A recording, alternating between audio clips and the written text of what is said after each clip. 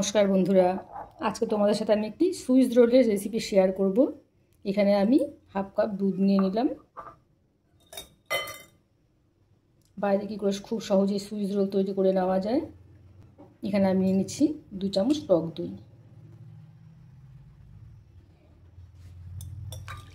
টক দই আর দুধটাকে খুব ভালো করে মিশিয়ে নিচ্ছি।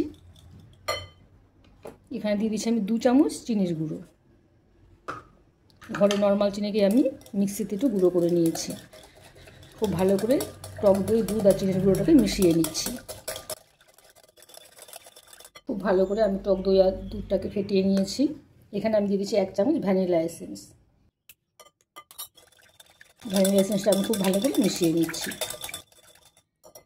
এখানে আমি একটি চালনি বসিয়ে দিলাম আর শুকনো উপকরণগুলো আমি এখানে মিশিয়ে নিচ্ছি। এখানে আমি দিয়ে দিচ্ছি হাফ কাপ ময়দা।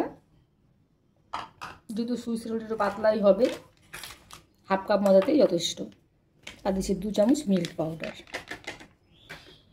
মিল্ক পাউডারটা দিলে কেকটা খেতে খুবই টেস্টি হবে। হাফ কাপ ময়দার সাথে আমি দিয়ে দিচ্ছি হাফ চামচ বেকিং পাউডার। একদম হাতে চিমটিতে তুলে 1 চিমটি এখানে দিয়ে দিচ্ছি বেকিং সোডা।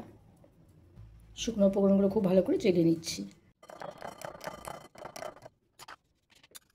2 চামচ এখানে দিয়ে দিচ্ছি আমি সাদা তেল। তোমরা চাইলে মেল্টেড বাটারও দিতে পারো।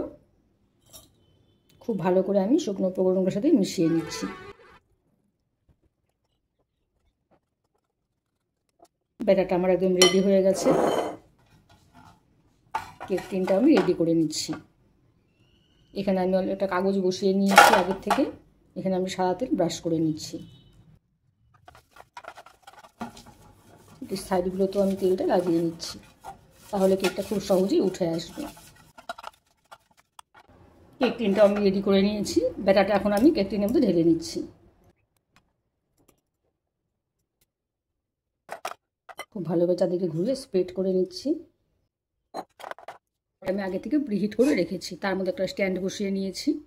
এখানে আমি কেকের ব্যাটারটা দিয়ে দিচ্ছি। বড় একটা ঢাকনা দিয়ে ঢেকে 20 মিনিটের জন্য আমি কেকটাকে বসিয়ে দিলাম। প্রায় 20 মিনিট হয়ে গেছে। আমি কেকটা দেখে নিচ্ছি।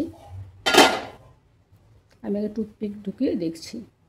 দেখো একদম ক্লিন এসেছে টুথপিকটা। তার মানে কেকটা আমার একদম রেডি হয়ে গেছে। কেকটাকে আমি নামিয়ে নিচ্ছি। এখানে আমি হাফ কাপ হুইপ ক্রিম নিয়েছি। ওই ক্রিমটাকে আমি বিট করে নিচ্ছি।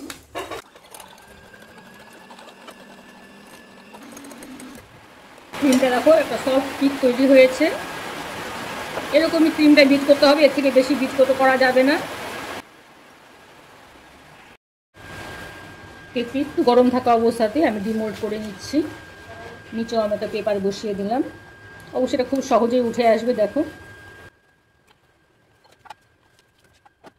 একটু গরম থাকা অবস্থাতে এখানে আমি স্ট্রবেরি ক্র্যাশ লাগিয়ে নিচ্ছি।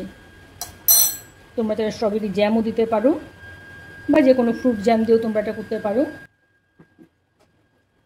স্ট্রবেরি জ্যামটা দিয়ে আমি চারদিকে একদম স্প্রেড করে নিচ্ছি।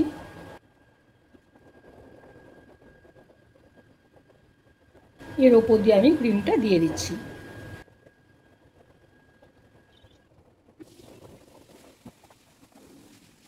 এখন খুব সাবধানে এটাকে রোল করতে হবে। রোল করার আগে কাগজটা অল্প করে তুলে নিতে হবে।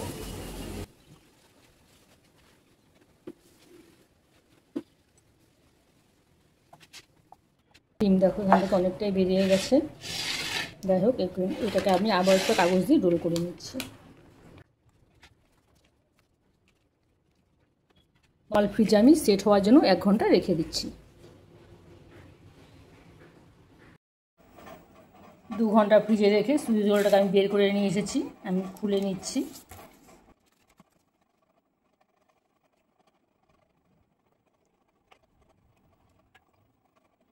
এই পাটা খুব সাবধানেই খুলতে হবে।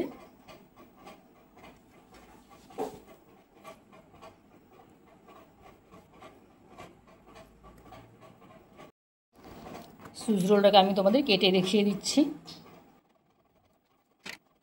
কতটা সুন্দর হয়েছে ভেতরটা।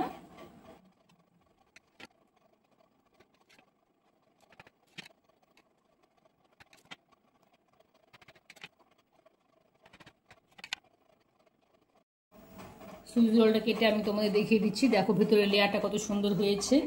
আমার এই রেসিপি ফলো করে তোমরাও বাচ্চাদের জন্য বাড়িতে এই সুইচ রোলটা খুব সহজেই বানিয়ে নিতে পারো। আমার এই সুইচ রোলের রেসিপি তোমাদের কেমন লাগলো জানাবে। আমার চ্যানেলটিকে সাবস্ক্রাইব করে দিও আর লাইক কমেন্ট করতে ভুলো না। ঠিক আছে বন্ধুরা, আজকের মতো এখানেই রাখছি। টাটা।